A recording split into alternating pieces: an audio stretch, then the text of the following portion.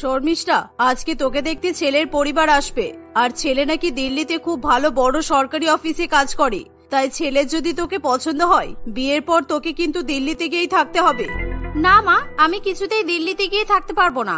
কারণ দিল্লিতে গিয়ে থাকলে আমি তোমার হাতের ম্যাগি খেতে পারবো না। আর তুমি কি সুন্দর গরম গরম ত্রিকোণ পরোটা তৈরি করো, আমি সেই পরোটাও খেতে পারবো না। তাই আমি বিয়ে করে কোথাও যাব না, আমি এখানেই থাকবো।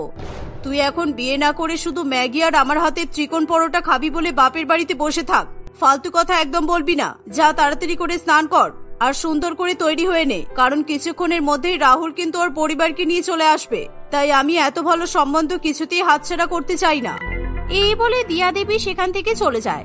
শর্মিষ্ঠা আগে চোখ মুখ ধুয়ে গরম গরম চিকন পরোটা খায় এবং নিজের মায়ের হাতে তৈরি করা চিকেন ম্যাগিও খেয়ে নেয়। সে বাথরুমে গিয়ে ভালো করে স্নান করে সুন্দর করে শাড়ি পরে এবং সেজে গুজে তৈরি হয়। কিছুক্ষণের মধ্যেই রাহুল তার পরিবারকে নিয়ে শর্মিষ্ঠাকে দেখতে চলে আসে। আর শর্মিষ্ঠাকে দেখতে খুবই সুন্দরী হওয়ায় রাহুল এবং তার মায়ের দেখা মাত্রই শর্মিষ্ঠাকে ভীষণ পরিমাণে পছন্দ হয়ে যায়। দেখুন, আপনাদের মেয়েকে আমার ভীষণ পছন্দ হয়েছে। তাই আমরা এই বিয়েতে বেশি দেরি করতে চাই না। আমার ছেলে আর এক সপ্তাহের মধ্যেই দিল্লিতে শিফট করে যাবে, আর ওখানেও বড় ফ্ল্যাট কিনেছে। তাই আমি চাই বিয়ের পর আমার ছেলে বৌমা একসঙ্গেই দিল্লিতে গিয়ে থাকবে। আমাদেরও এই বিয়েতে কোনো অসুবিধা নেই, কারণ রাহুলের মতো সুপাত্র আমার মেয়েকে বিয়ে করবে, এটা তো আমার মেয়ের ভাগ্যের ব্যাপার। এভাবে দুই পরিবারের সহমতে সেদিনই শর্মিষ্ঠা এবং রাহুলের বিয়ে পাকা হয়ে যায়। কিন্তু বিয়ের পর দিল্লিতে গিয়ে শর্মিষ্ঠা ম্যাগি পরোটা খেতে পারবে না বলে তার মন ভীষণ খারাপ করে। তাই সে সোশ্যাল মিডিয়া খুলে দিল্লির বিখ্যাত খাবার খুঁজতে শুরু করে দেয়। আর তখনই হঠাৎ করে তার চোখে পড়ে দিল্লির বিখ্যাত ম্যাগি পরোটা। এরকম ম্যাগি দিয়ে পরোটা বানাতে শর্মিষ্ঠা আগে কখনো দেখেনি। তাই সেই ম্যাগি পরোটার উপর তার লোভ পড়ে যায়। আর যে শর্মিষ্ঠা এতদিন দিল্লিতে যেতে চাইছিল না, সে দিল্লিতে যাওয়ার জন্য ব্যস্ত হয়ে ওঠে। মা, এখন আমার দিল্লিতে গিয়ে থাকতে কোনো সমস্যা নেই, কারণ ওখানে গলিতে গলিতে ম্যাগি দিয়ে পরোটা তৈরি হয় আর সবাই ম্যাগি পরোটা খায়। তাই আমি দিল্লিতে যাওয়ার পর প্রত্যেকদিন ম্যাগি পরোটা খাবো। কিছুদিনের মধ্যে শর্মিষ্ঠা এবং রাহুলের বিয়ে হয়ে যায়। রাহুল তার নতুন বউকে নিয়ে দিল্লিতে শিফট করে। সেখানে গিয়ে দুজনে মিলে তাদের নতুন ফ্ল্যাট খুব সুন্দর করে সাজায়। বিশেষ করে শর্মিষ্ঠা খুব সুন্দর ঘর সাজাতে পারে, তাই সে নিজেদের ফ্ল্যাট আরো সুন্দর করে সাজিয়ে ফেলে। এই দেখে রাহুল খুবই খুশি হয়। তুমি যে এত সুন্দর ঘর সাজাতে পারো শর্মিষ্ঠা, আমি সেটা জানতামই না। সিরিয়াসলি, তুমি আমার ফ্ল্যাটটাকে খুব সুন্দর করে সাজিয়ে তুলেছো। এর জন্য তুমি যা খেতে চাও আমি তোমাকে তাই খাওয়াবো। বলো তুমি কি খেতে চাও, আমি এক্ষুনি নিয়ে আসছি। সত্যি বলছো? তাহলে শোনো, তোমার সঙ্গে বিয়ে হওয়ার আগে আমি প্রত্যেকদিন সোশ্যাল মিডিয়াতে দিল্লির ম্যাগি পরোটা বিক্রি করা দেখতাম। তাই তুমি আমাকে ম্যাগি পরোটা নিয়ে এসে খাওয়াও, কারণ আমি ম্যাগি আর পরোটা খেতে ভীষণ পছন্দ করি। তুমি ম্যাগি পরোটা খেতে চাইছো তাই তো? আর এটা তো কোনো ব্যাপারই না। তাজমহলের পাশের গলিতে একটা দোকানে দারুণ ম্যাগি পরোটা বিক্রি হয়। আমি যখন অফিসের ইন্টারভিউ দিতে এসেছিলাম তখন খেয়েছিলাম। আমি ওখান থেকেই তোমার জন্য ম্যাগি পরোটা নিয়ে আসছি। এই বলে রাহুল ম্যাগি পরোটা কিনতে যাওয়ার জন্য বেরিয়ে পড়ে। আর শর্মিষ্ঠা ম্যাগি পরোটা খাবে বলে অপেক্ষা করতে পারে না। কিছুক্ষণের মধ্যেই রাহুল গরম গরম ম্যাগি পরোটা নিয়ে চলে আসে। সে তার বউয়ের পাতে ম্যাগি পরোটা পরিবেশন করে দেয়। উফ, এই ম্যাগি পরোটার সুগন্ধে আমার তো নিজেকে পাগল পাগল মনে হচ্ছে। আমি আর নিজের লোভ সামনে রাখতে পারছি না। রাহুল, ম্যাগি দিয়ে এত সুন্দর পরোটা তৈরি আমি কোনোদিনও আমাদের শহরে পাইনি। এই বলে শর্মিষ্ঠা বেশি বেশি করে ম্যাগি পরোটা খেতে শুরু করে, কিন্তু সে তার বরকে একটাও ম্যাগি পরোটা দেয় না। এভাবেই ম্যাগি পরোটা খাওয়ার পর শর্মিষ্ঠার ভীষণ পরিমাণে সেই খাবারটা পছন্দের খাবার হয়ে ওঠে। তাই সে প্রত্যেকদিন ম্যাগি পরোটা খাওয়ার স্বপ্ন দেখতে থাকে। আর রাহুল বেশিরভাগ দিন নিজের বউয়ের জন্য ম্যাগি পরোটা নিয়ে আসে। একদিন রবিবারই। শর্মিষ্ঠা, আজকে আমার ছুটি আছে, তাই আমি আজকে বাজার থেকে মটন কিনে আনছি। তুমি সোশ্যাল মিডিয়া দেখে একটু দিল্লি স্টাইলের মটন বিরিয়ানি রান্না করো, কেমন? কেননা অনেকদিনই তো হলো মটন বিরিয়ানি খাওয়া হয় না। আজকে ছুটির দিন, কোথায় ভাবলাম 3 বেলা গরম গরম ম্যাগি পরোটা খাবো, কিন্তু ইনি আবার মটন বিরিয়ানি খেতে চাইছেন। আমার আর ভালো লাগে না। কিন্তু আজকে যদি ম্যাগি পরোটা খাওয়ার কথা বলি তাহলে রাহুল আবার আমার উপর রেগে যাবে, কারণ কালকে রাত্রিবেলায় আমি ম্যাগি পরোটা খেয়েছি। তবুও শর্মিষ্ঠা মটন বিরিয়ানি বানানোর কথাই সায় দেয়। রাহুল বাজার থেকে 1 কেজি মটন কিনে নিয়ে চলে আসে। দুপুরবেলা বেশ অধীর আগ্রহে রাহুল বিরিয়ানি খাওয়ার জন্য অপেক্ষা করতে থাকে। কিন্তু শর্মিষ্ঠা রান্নাঘরে গিয়ে সেই মটন দিয়ে গরম গরম ম্যাগি মটন পরোটা বানিয়ে ফেলে। শর্মিষ্ঠা সেই ম্যাগি মটন পরোটা নিয়ে এসে রাহুলের পাতে পরিবেশন করে দেয়। এ কি, আমি তোমাকে মটন দিয়ে মটন বিরিয়ানি রান্না করতে বললাম আর তুমি ম্যাগি পরোটা রান্না করেছো? তুমি তো দেখছি দিন দিন ম্যাগি পরোটা পাগল হয়ে উঠছো। এরকম চলতে থাকলে আমি কিন্তু বাড়িতে খাওয়া দাওয়া করা ছেড়ে দেবো বলে দিলাম। কোথায় ভাবলাম ছুটির দিনে তোমার হাতের মটন বিরিয়ানি জমিয়ে খাবো, কিন্তু তুমি তো আমাকে ম্যাগি পরোটা খাইয়ে খাইয়ে আমার মাথা খারাপ করে দেবে। আরে তুমি চিৎকার করছো কেন? আমার কথাটা একটু ভালো করে শোনো, তাহলেই তুমি বুঝতে পারবে। আমি মটন বিরিয়ানি রান্না করতে গিয়ে দেখলাম বিরিয়ানির চাল শেষ হয়ে গেছে, তাই তোমাকে যদি বলি চাল আনতে, তুমি তো আবার রেগে যেতে পারতে।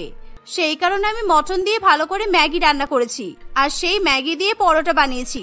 একবার খেয়ে দেখো না, দারুণ লাগবে। আমার এইসব খাবার খাওয়ার কোনো দরকার নেই, তুমি এই ম্যাগি পরোটা খাও। আমি বরঞ্চ বাইরের রেস্টুরেন্টে গিয়ে গরম গরম মটন বিরিয়ানি খেয়ে আসি, আমার আর ভালো লাগে না। এই বলে রাহুল রেস্টুরেন্টে মটন বিরিয়ানি খাওয়ার জন্য চলে যায়, আর শর্মিষ্ঠা একাই নিজের হাতের বানানো মটন ম্যাগি পরোটা খেয়ে ফেলে। এভাবেই দেখতে দেখতে কিছুদিন কাটে। প্রত্যেকদিন শর্মিষ্ঠা 3 বেলা দিল্লি স্টাইল ম্যাগি পরোটা খেতে শুরু করে। দিল্লিতে গিয়ে শর্মিষ্ঠার তার অ্যাপার্টমেন্টের অনেক বাঙালি মহিলাদের সঙ্গে পরিচয় হয়। জানো পিউ, আমি প্রত্যেকদিন ম্যাগি পরোটা খাবো বলে আমার বরের কাছে আবদার করি, তাই রাহুল ভীষণ রেগে যায়। আরো কিছুতে এখন আমাকে ম্যাগি পরোটা কিনে দিতেই চায় না। প্রায় 2 দিন হয়ে গেল আমি ম্যাগি পরোটা খাইনি, আর বাড়িতে রাহুল ম্যাগি কিনতেও চাইছে না। এখন কি করি বলো তো? আরে এই ব্যাপার, তুমি এটার জন্য মন খারাপ করছো? এক্ষুনি সন্ধ্যা হবে, তারপর গলিতে গলিতে ম্যাগি পরোটা বসে যাবে। চলো আজকে তুমি আর আমি দুজনে মিলে দিল্লি স্টাইল ম্যাগি পরোটা খেয়ে আসি, কারণ আমি দিল্লিতে অনেকদিন ধরেই আছি, আর এখানকার রাস্তাঘাট আমার চেনা, তাই আমাদের কোনো অসুবিধা হবে না। ঠিক আছে চলো, কারণ রাহুলের অফিস থেকে ফিরতে দেরি আছে। তার আগে আমি ম্যাগি পরোটা খেয়ে চলে আসবো, আর রাহুল কিছু জানতেও পারবে না। এই বলে শর্মিষ্ঠা এবং পিউ ম্যাগি পরোটা খেতে চলে যায়। পিউ যেহেতু দিল্লির অলিগলি চেনে, তাই তার ম্যাগি পরোটার দোকান চিনতে কোনো অসুবিধা হয় না। তারা দুজনে দিল্লির একটি নামকরা ম্যাগি পরোটার দোকানে যায়, আর সেখানে গিয়ে বিভিন্ন রকমের ম্যাগি পরোটা দেখে শর্মিষ্ঠা একদম অবাক হয়ে যায়। এত রকম যে ম্যাগি পরোটা হয়, রাহুল কোনোদিনও তো আমাকে বলেনি। ও প্রত্যেকদিন আমার জন্য শুধু নর্মাল ম্যাগি পরোটা কিনে নিয়ে যেত। ভাগ্যিস আমি তোমার সঙ্গে ম্যাগি পরোটা খেতে আসলাম, না হলে আমি জানতেই পারতাম না পিউ যে এত রকমের ম্যাগি পরোটাও পাওয়া যায়। শর্মিষ্ঠা এবং পিউ দুজনে মিলে বিভিন্ন ধরনের ম্যাগি পরোটা টেস্ট করে, আর শর্মিষ্ঠার বিভিন্ন ধরনের ম্যাগি পরোটা খেয়ে ভীষণ পরিমাণে পছন্দ হয়। সেদিন থেকে শর্মিষ্ঠা প্রায় দিনই পিউয়ের সঙ্গে বাইরে বেরিয়ে ম্যাগি পরোটা খেতে থাকে। এভাবেই দেখতে দেখতে কিছুদিন কাটে। প্রত্যেকদিন বিকেল বেলা বাইরে বেরিয়ে ম্যাগি পরোটা না খেলে শর্মিষ্ঠার মন কিছুতেই ভালো হতে চায় না। এভাবেই সে ধীরে ধীরে দিল্লি স্টাইল ম্যাগি পরোটা পাগল হয়ে ওঠে। একদিন, শর্মিষ্ঠা, আমাকে কিছুদিনের জন্য কাজের সূত্রে শহরে যেতে হবে, তাই তুমি কিন্তু দিল্লিতে একা একা খুব সাবধানে থাকবে, কেমন? আর বেশি কারোর সাথে কোনো রকম কথা বলতে যাবে না, আর রাত্রেবেলা একদমই বাড়ি থেকে একা একা কোথাও বেরোবে না। আর তাছাড়া তুমি যদি আমার সাথে শহরে একান্তই যেতে চাও তাহলে যেতে পারো, তোমার মায়ের সঙ্গেও দেখা হয়ে যাবে তাহলে। না না, আমি এখন শহরে ফিরবো না, কারণ তুমি এমনিতেই 4 দিনের জন্য যাচ্ছ, আর আমার 4 দিন মায়ের বাড়িতে থেকে মন ভরবে না। তাই পরে যখন তুমি বড় ছুটি পাবে তখন আমি তোমার সঙ্গে শহরে যাব। আসলে শর্মিষ্ঠার শহরে না ফেরার কারণ হলো দিল্লি স্টাইল ম্যাগি পরোটা। সেটা রাহুল কিছুতেই বুঝতে পারে না, তাই রাহুল ব্যাগ গুছিয়ে ফ্লাইটে করে শহরে যাওয়ার উদ্দেশ্যে বেরিয়ে পড়ে। আর শর্মিষ্ঠা মনে মনে খুবই খুশি হয় যে সে প্রত্যেকদিন ম্যাগি পরোটা খেতে পারবে। বিকাল হতে না হতেই শর্মিষ্ঠা পিউয়ের ফ্ল্যাটে গিয়ে উপস্থিত হয়। এই পিউ, দরজা খোলো, ম্যাগি পরোটা খেতে যাবে না? আজকে আমি আমার ইচ্ছে মতো ম্যাগি পরোটা খেতে পারবো, কারণ আমার বর কাজের সূত্রে শহর ছেড়ে চলে গেছে, কিছুদিন পর আবার আসবে। কি হলো পিউ, দরজা খোলো। পিউ কিছুতেই দরজা খুলতে চায় না। পিউয়ের পরিবর্তে তার স্বামী দরজা খোলে। সে দেখে যে শর্মিষ্ঠা বাইরে দাঁড়িয়ে আছে। শর্মিষ্ঠাদি, আসলে পিউ বাপের বাড়িতে গেছে। পিউর মায়ের খুব শরীর খারাপ হয়েছে, তাই ও কাউকে না জানিয়ে বাপের বাড়ি চলে গেছে। বিশেষ করে আপনাকে তো জানিয়ে যেতে পারিনি, তাই আমার বউ আজকে আপনার সাথে ম্যাগি পরোটা খেতে পারবে না। আচ্ছা ঠিক আছে দাদা। পিউ সেখান থেকে চলে যাওয়ায় শর্মিষ্ঠার মন খারাপ হয়ে যায়, কারণ দিল্লির রাস্তাঘাট পিউয়ের কাছে সবই অচেনা ছিল, আর সকলে দিল্লিতে হিন্দি ভাষাভাষী হওয়ায় শর্মিষ্ঠা সকলের ভাষাও ঠিকমতো বুঝতে পারে না। একমাত্র পিউ তাকে সব দিক চিনিয়ে শুনিয়ে নিয়ে যায়। এতদিন পর্যন্ত সে শুধুমাত্র পিউয়ের সঙ্গে এদিক ওদিক ঘোরাঘুরি করেছে, তাই সে এবার কি করে ম্যাগি পরোটা খাবে কিছুই বুঝে উঠতে পারে না। আমাকে যে করে হোক ম্যাগি পরোটা খেতে হবে, কারণ ম্যাগি পরোটা না খেলে আমার সারা রাত ঘুম হবে না। তাই আমি এক্ষুনি ম্যাগি পরোটা খেতে বেরিয়ে যাই, আর তারপর রাত্রিবেলায় ম্যাগি পরোটা খেয়ে আমি ফিরে আসবো। তখন রাত প্রায় 9টা বাজে। শর্মিষ্ঠা একা একা দিল্লির রাস্তায় ম্যাগি পরোটা খেতে বেরিয়ে পড়ে, কিন্তু সেখানে সে বেরিয়ে অর্ধেক দোকানদারের ভাষা বুঝতে পারে না। আর ম্যাগি পরোটা খুঁজতে খুঁজতে তার প্রায় 1 ঘন্টা সময় লেগে যায়, কিন্তু তবুও সে কোথাও ম্যাগি পরোটার দোকান খুঁজে পায় না। এরকম ভাবে ম্যাগি পরোটা খুঁজতে খুঁজতে সে একটা অন্ধকার গলিতে ঢুকে পড়ে, আর সেখানে একটা দোকানে আলো জ্বলতে দেখে শর্মিষ্ঠা সেই দোকানটাকে ম্যাগি পরোটার দোকান ভেবে সেই দোকানে তৎক্ষণাৎ চলে যায়। ওই দোকানে ম্যাগি পরোটা বিক্রি হচ্ছে দেখে শর্মিষ্ঠা ভীষণ পরিমাণে খুশি হয়। যাক, এই দোকানে ম্যাগি পরোটা পাওয়া যাচ্ছে, আমি এখান থেকে ম্যাগি পরোটা খেয়ে তাড়াতাড়ি বাড়ি চলে যাব। এই বলে শর্মিষ্ঠা সেই দোকান থেকে ম্যাগি পরোটা খেয়ে নেয়। আর সেই দোকানে অনেকগুলো বদমাইশ ছেলে বসে ম্যাগি পরোটা খাচ্ছিল। তাদের চোখ শর্মিষ্ঠার গায়ে থাকা গহনার দিকে পড়ে। আর শর্মিষ্ঠা যখন ম্যাগি পরোটা খেয়ে বাড়ি ফিরতে যাবে তখনই তারা শর্মিষ্ঠার পেছন করে আর শর্মিষ্ঠাকে উল্টোপাল্টা কথা বলতে শুরু করে। এবার কি হবে? এই বদমাইশগুলো তো আমার পেছন নিয়েছে, আর আমি ম্যাগি পরোটা খুঁজতে খুঁজতে অনেক দূরে চলে এসেছি, সেটা তো আমি বুঝতেই পারিনি। এখন আমি কি করে ফ্ল্যাটে যাব? আর আমি দিল্লির পুলিশ স্টেশনও তো চিনি না, আমি এবার কিভাবে নিজেকে বাঁচাবো? শর্মিষ্ঠা নিজের প্রাণ বাঁচানোর জন্য অনেক জোরে জোরে দৌড়াতে শুরু করে। এমন সময় সে একটি গাড়িতে ধাক্কা লেগে মাটিতে পড়ে যায়। আর হঠাৎ করে সে দেখে যে সেই গাড়ি থেকে তার বর রাহুল নেমে আসছে। এরকম অবস্থা দেখে এই বদমাইশ লোকগুলো সেখান থেকে পালিয়ে যায়। তুমি এত রাত্রেবেলা এখানে কি করছো শর্মিষ্ঠা? আর এই বদমাইশ লোকগুলো তোমার পেছন নিয়েছে কেন? আমি তো কিছুই বুঝতে পারছি না। আমার ভীষণ ম্যাগি পরোটা খেতে ইচ্ছে করছিল রাহুল, তাই আমি সেই লোভে বেরিয়ে পড়েছি। কিন্তু আমি যে রাস্তা চিনতে পারবো না সেটা আমি বুঝতেই পারিনি, তাই বাড়িতে ফেরার সময় এই লোকগুলো আমার পেছনে পড়েছিল। কিন্তু তুমি শহরে ফিরে যাওনি কেন? ভাগ্যিস তোমার সঙ্গে দেখা হয়ে গেল, না হলে আজকে যে আমার অনেক বড় ক্ষতি হয়ে যেত। না, আসলে শহরে ভয়াবহ দুর্যোগ হওয়ার কারণে আমার ফ্লাইট ক্যান্সেল হয়ে গেছে, সেই জন্য আমি আজকে যেতে পারিনি। আর তুমি এরকম ম্যাগি পরোটা পাগল হয়ে গেছো সেটা আমি স্বপ্নেও ভাবতে পারি না। আজকে তোমার যদি কিছু হয়ে যেত তখন আমি কি করতাম? রাহুল শর্মিষ্ঠাকে নিজের সঙ্গে করে ফ্ল্যাটে ফিরিয়ে নিয়ে যায়। তারপর থেকে শর্মিষ্ঠা কোনোদিনও একা একা দিল্লি শহরে বাইরে বেরোতে চায় না, এমনকি তার ম্যাগি পরোটার প্রতি লোভও থাকে না। তারপর থেকে শর্মিষ্ঠা রাহুলের সঙ্গে স্বাভাবিকভাবে খাদ্য গ্রহণ করে এবং সুখে শান্তিতে সংসার করতে থাকে। সঙ্গীতা তার শাশুড়ি মা মোহনা দেবী এবং স্বামী আকাশের সঙ্গে থাকত। আকাশ দিনমজুরির কাজ করে সংসার চালাতো। দিনমজুরির কাজ করায় মাঝে মধ্যে কয়েকদিনের জন্য সে কোনো কাজই পেত না। সেই কারণেই তাদের সংসার চালানো খুবই মুশকিল হয়ে পড়ত। মাঝে মধ্যে তাদেরকে শুকনো ভাত রুটি খেয়েও দিন কাটাতে হতো।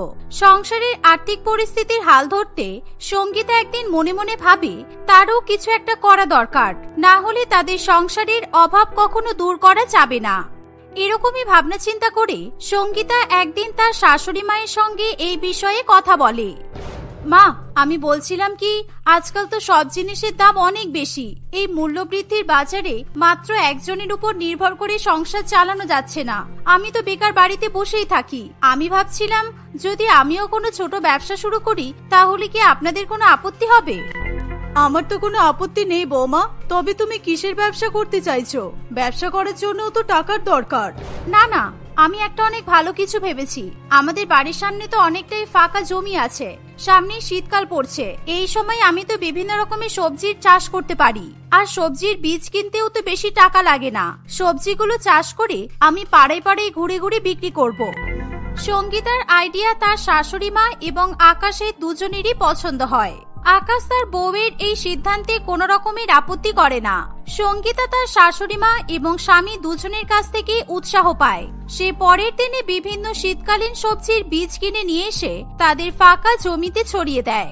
জমিতে বীজ ছড়িয়ে দেওয়ার আগে সঙ্গীতা এবং তার শাশুড়ি মা ওই জমিকে চাষযোগ্য করে তোলার যথেষ্ট চেষ্টা করে। তারা যখন নিজেদের কাছে ব্যস্ত ছিল তখনই সেখানে সঙ্গীতার এক প্রতিবেশী মাম্পি চলে আসে। সে আগে দূর থেকে ভালো করে দেখে নিয়েছিল সঙ্গীতা এবং তার শাশুড়ি মা কি করতে চাইছে। কি ব্যাপার, তোমরা বউ শাশুড়ি মিলে দুজনে কি করছো? তোমাদের এই জায়গাটা তো আগে জঙ্গলে ভর্তি ছিল, হঠাৎ করে সমস্ত জঙ্গল পরিষ্কার করে ফেললে যে? ও মা, তোমরা তো আবার কি সব বীজ ছড়াচ্ছ জমিতে? সবজি চাষ করার কথা ভাবছো নিশ্চয়ই। সে আমরা যাই করি না কেন, তোমার তাতে কি বলো তো বাপু? যখনই আমরা কিছু করি না কেন তোমাকে কি কেউ গিয়ে খবর দিয়ে আসে, নাকি তুমি গন্ধ পাও যে তুমি মুহূর্তের মধ্যে এখানে ছুটে চলে আসো? আসলে মাম্পি, আমি সবজির বীজ ছড়াচ্ছিলাম। আমি সবজির ব্যবসা শুরু করব। উপরওয়ালার কৃপায় যদি সবজির ফলন ঠিকঠাক হয় তাহলে ব্যবসাটা শুরু করেই ফেলবো। ও আচ্ছা আচ্ছা, ভালো ভালো, খুব ভালো। ঠিক আছে, তোমরা তোমাদের কাজ করো, আমিও গিয়ে এবার আমার কাজ করি। এই বলে মাম্পি সেখান থেকে চলে যায় এবং সে নানান ভাবনা চিন্তায় মশগুল হয়ে ওঠে। তোমার কি দরকার ছিল বলো তো মাম্পিকে বলার? তুমি জানো না ও কেমন মহিলা? ওর বর এত ভালো একটা দোকানে কাজ করে, ওর বর ভালো টাকা মাহিনা পায়, তারপরে তো মাম্পির লোভের শেষ নেই। আমাদের উপর তো সব সময় হিংসা করতেই থাকে। বেকার বেকার তুমি ওকে কথাগুলো বললে। ছাড়ুন না মা, হিংসা করে কেউ কখনো জিততে পারে না। আর তাছাড়া মাম্পি কি বা করবে? একদিন না একদিন সবাই তো জানবেই যে আমরা সবজির ব্যবসা করছি। সঙ্গীতা ফালতু কোনো রকমের চিন্তা না করে খুব মন দিয়ে সবজি চাষের কাজে নিজেকে নিয়োজিত রাখে। সে নিয়মিত তার শাকসবজির পরিচর্যা করতে থাকে। অন্যদিকে মাম্পি সঙ্গীতার উপর হিংসা করে বাজার থেকে বিভিন্ন ধরনের সবজির বীজ কিনে নিয়ে আসে। বাবারে বাবা, শাশুড়ি বউ দুজনে মিলে সবজি ফলাচ্ছে। সামনে শীতকাল আসছে, সবজির দাম প্রচুর বেড়ে যাবে। ওরা যদি সবজির ব্যবসা করে আমার থেকে বড়লোক হয়ে যায়, না বাবা না, আমি এটা হতেই দেব না। আমিও ওদের মতো সবজি চাষ করে বিক্রি করব। এই বলে মাম্পিও তাদের বাড়ির সামনের ফাঁকা জায়গায় সবজির বিভিন্ন বীজ ছড়িয়ে দেয়। কিন্তু সে কোনো রকমের পরিচর্যা না করায় তাই সবজির ফলন ভালো হয় না। তাই সে কোনো সবজি বাজারে বিক্রি করতে পারে না। অন্যদিকে মাম্পি এবং তার শাশুড়ি মায়ের জমিতে খুবই তাজা সবুজ সবুজ সবজি ফলিত হয়েছিল। মা দেখুন কি সুন্দর সবুজ সবুজ সবজি হয়েছে। আর পালং শাকগুলো দেখুন, পালং শাকগুলো দেখে এত ভালো লাগছে, মনে হচ্ছে কাঁচাই খেয়ে ফেলি। মা, আর দেরি না করে আমি আজ থেকে সবজি বিক্রি করতে বেরিয়ে পড়ছি। চলো বৌমা, আমিও তোমার সঙ্গে সবজি বিক্রি করতে যাব। তুমি একা একা কি যে করবে, আমার বড্ড চিন্তা হচ্ছে। না না, আপনি এই বয়সে এসব করবেন নাকি? এমনি আপনি সবজি চাষে আমাকে অনেক সাহায্য করেছেন। আপনি বাড়িতেই থাকুন, আমি সবজি বিক্রি করে আসছি। এই বলে সঙ্গীতা সমস্ত সবজি ঝুড়ির মধ্যে ভরে নিয়ে সবজি বিক্রি করতে বেরিয়ে পড়ে। সঙ্গীতাকে সবজি নিয়ে বেরিয়ে যেতে দেখে মাম্পির খুবই হিংসা হয়। প্রথম দিনে সঙ্গীতার ভালো টাকা উপার্জন হয় আর সে খুশি মনে বাড়িতে ফিরে আসে। মা, উপরওয়ালার কৃপায় আজকে আমার অনেক লাভ হয়েছে। আমার সবুজ সবুজ তাজা সবজি দেখে সবাই বেশি বেশি করে সবজি কিনেছে। জমিতে বাকি যা সবজি আছে সেগুলো কয়েকদিনে বিক্রি হয়ে যাবে। তারপর আমি আরো বেশি করে সবজির চাষ করব, তবেই আমাদের আরো বেশি টাকা ইনকাম হবে। মাম্পি জানালার বাইরে থেকে লুকিয়ে লুকিয়ে তাদের বউ শাশুড়ি মায়ের সব কথাই শুনতে থাকে। তার মনে প্রচন্ড পরিমাণে হিংসার সৃষ্টি হয়। সে কিছুতেই সঙ্গীতার এরকম উন্নতি দেখতে পারে না। কয়েকদিনের মধ্যেই সঙ্গীতা তার সমস্ত সবজি বিক্রি করে ফেলে এবং ভালো টাকা মুনাফা অর্জন করে। এবার সে বাজার থেকে আরো বিভিন্ন রকমের এবং বেশি করে সবজির বীজ কিনে নিয়ে এসে জমিতে ছড়িয়ে দেয়। এরই মধ্যে মাম্পি সঙ্গীতার সবজি নষ্ট করে দেওয়ার জন্য এক ফন্দি এঁটে ফেলে। সে দোকান থেকে ক্ষতিকারক বিষাক্ত ওষুধ কিনে নিয়ে এসে রাত্রিবেলা সঙ্গীতার সবজির মধ্যে ছড়িয়ে দেয়। এর ফলে কয়েকদিনের মধ্যেই সঙ্গীতার সমস্ত সবজি নষ্ট হয়ে যায়। তার সমস্ত শাকসবজিতে পোকামাকড় আক্রমণ করে সবকিছুই নষ্ট করে দেয়। এই দেখে সঙ্গীতার মন খুবই খারাপ হয়ে যায়। এটা কি করে হলো মা? এর আগের বার তো আমাদের জমিতে খুব ভালো সবজির চাষ হয়েছিল, কিন্তু এবার সব সবজি কিভাবে নষ্ট হয়ে গেল? তুমি মন খারাপ করো না বৌমা, সবজি নষ্ট হয়ে গেছে, এবার তো আর কিছু করার নেই। তুমি চাইলেই কি সবজিগুলো ফিরিয়ে আনতে পারবে? তুমি আবার নতুন করে বীজ ছড়িয়ে দাও। আর সবজি বিক্রি করে তুমি যে টাকা উপার্জন করেছো, নতুন সবজি উৎপাদিত হওয়ার আগে পর্যন্ত আমাদের সংসার ভালো মতোই চলে যাবে। সঙ্গীতা তার শাশুড়ি মায়ের কথা মতো আবার নতুন সবজির বীজ জমিতে ছড়িয়ে দেয়। শাশুড়ি বৌমার এরকম শোচনীয় অবস্থা দেখে মাম্পি মনে মনে বেজায় আনন্দ উপভোগ করে। সে তার আনন্দ ধরে রাখতে না পেরে তার স্বামী নিখিলেশকে সব কথা বলে। আমি সবজি বিক্রি করতে পারলাম না, আর আমি নাকি ওদেরকে সবজি বিক্রি করতে দেব? এটা হতেই পারে না, কিছুতেই না। ওরা যতবারই সবজির বীজ জমিতে ছড়াবে, আমি ততবারই সব সবজি নষ্ট করে দেব। মাম্পির স্বামী নিখিলেশ মাম্পির কথা শুনে সেই মুহূর্তে কিছু বলে না, কিন্তু সে সুযোগ পেলেই সঙ্গীতাদের বাড়িতে যায়। নিখিলেশ সঙ্গীত এবং তার শাশুড়ি মাকে তার স্ত্রীর কুকর্মের কথা জানিয়ে দেয়। আমার বইয়ের তরফ থেকে আমি তোমার কাছে ক্ষমা চাইছি। মাম্পিকে নিয়ে আমি আসলে আর পারছি না। ওর মনে যে এত হিংসা, তোমাদেরকে কি বলবো। যাক, অনেক হয়েছে। আমি এবার ওকে একটা উচিত শিক্ষা দেবই। ওর ভুলটাকে ধরিয়ে দিতেই হবে। আর কি করা যাবে দাদা, মাম্পি যখন ভুল করেই ফেলেছে তখন ওকে ক্ষমা করে দাও। বেকার এটা নিয়ে আর বেশি আলোচনা করে লাভ নেই। নিখিলেশ কি বলেছে তুমি শুনলে না? তুমি যতবারই সবজি ফলাতে যাবে ততবারই মাম্পি তোমাকে বাধা দেবে। মাম্পিকে অবশ্যই শিক্ষা দিতে হবে। তুমি কি ভাবছো বলো তো বাবা? এরকম ভাবে তো কারোর ক্ষতি করা উচিত নয়, বলো। নিখিলেশ তার প্ল্যানের কথা সঙ্গীতা এবং তার শাশুড়ি মাকে ভালো করে বুঝিয়ে দেয়। কয়েকদিনের মধ্যেই সঙ্গীতার চাষের ক্ষেতে সবজি বেশ বড় বড় হয়ে আসে। আর এই দেখে মাম্পি দোকান থেকে আবার বিষাক্ত ওষুধ কিনে নিয়ে চলে আসে। সঙ্গীতা খুব ভালো মতোই মাম্পির উপর কড়া নজর রাখছিল। মা, মাম্পি চলে এসেছে। ও আমাদের জানালার কাছে দাঁড়িয়ে আছে, আমাদের কথা শোনার চেষ্টা করছে। চলুন চলুন, কাজে লেগে পড়ুন। এই বলে সঙ্গীতা এবং তার শাশুড়ি মা খুবই জোরে জোরে চিৎকার করে কথা বলতে শুরু করে, যাতে তাদের কথাগুলো মাম্পির কান পর্যন্ত ভালোভাবে পৌঁছায়। মা, সবজির দাম এখন তো আকাশ ছোঁয়া। এবার সবজি বিক্রি করে আমরা কিন্তু অনেক টাকা লাভ করতে পারবো। কিন্তু মা, কালকে তো আমরা বিয়ে বাড়িতে যাচ্ছি। আমি যে ভেবেছিলাম কালকেই সবজিগুলো তুলে বিক্রি করা শুরু করে দেব। আমরা তো বাড়িতেই থাকবো না, তাহলে কি হবে? আরে বাবা, আমরা বিয়ে বাড়িতে যাচ্ছি একদিনের জন্য, তারপরের দিন তো আমরা বাড়িতেই চলে আসব। কেউ তো আর চোর ডাকাতি করে আমাদের ক্ষেতের সবজি তুলে নিয়ে যাবে না কিংবা বিক্রি করে দেবে না। বিয়ে বাড়ি থেকে বাড়িতে এসে তুমি সবজি তুলে বাজারে বিক্রি করবে। নাও, তুমি এবার তাড়াতাড়ি কালকের জন্য ব্যাগপত্র গুছিয়ে নাও। মাম্পি এমন কথা শুনে মনে মনে খুবই খুশি হয়। ও আচ্ছা, তাহলে এই ব্যাপার।